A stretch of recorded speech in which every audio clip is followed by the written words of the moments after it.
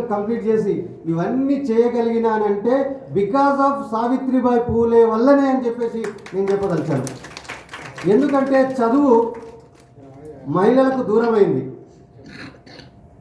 మహిళలకు దూరమైన చదువుని ఆమె మహిళలకు దగ్గర చేయడమే కాదు, ఎవరికో కొంతమందికి, అంటే కొంతమంది అగ్రకులాలు అనుకుని చెప్పుకుంటున్న కొంతమందికి మాత్రమే ఉండాలి. అది కూడా మనకందరికి తెలిసిన లాంగ్వేజ్ కాదు, మనకు తెలియని లాంగ్వేజ్ సంస్కృతం చదువుతూనే చదువు అనే దశలో ఉంటే ఇక మిగతా వాళ్ళకి ఎట్లా చదువు రాదు కాబట్టి, అంటే సంస్కృతం రాకపోతే చదువు రాదన్నట్టే.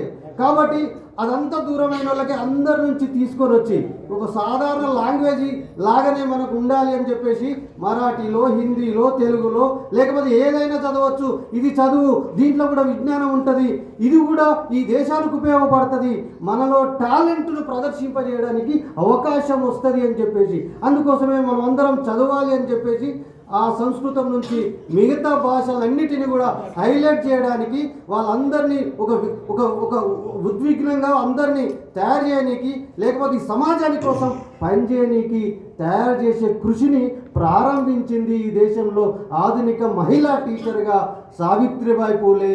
అందుకోసమే ఆమెను ఇప్పుడు మనం తలుచుకుంటున్నాం. నిజానికి ఆమె ఉమెన్ కోసమే చేయలే.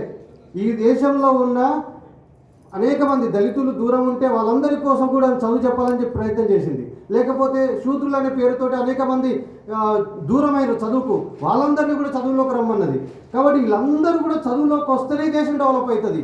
ఒక 100-200 ఏళ్ల క్రితం, లేకపోతే 1000 ఏళ్ల క్రితంలో ఈ ప్రపంచంలోనే అత్యద్భుతమైన చదువుకు కేర్ ఆఫ్ అడ్రస్ ఎవరు అంటే అది భారతదేశం అని ఉండేది.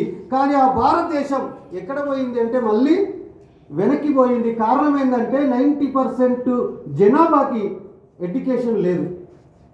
90% జనాభా ఈరోజు ఈ దేశంలో ఎడ్యుకేషన్ లేదు. ఎట్లా పోతుంది? అది అనేక కుట్రల వల్ల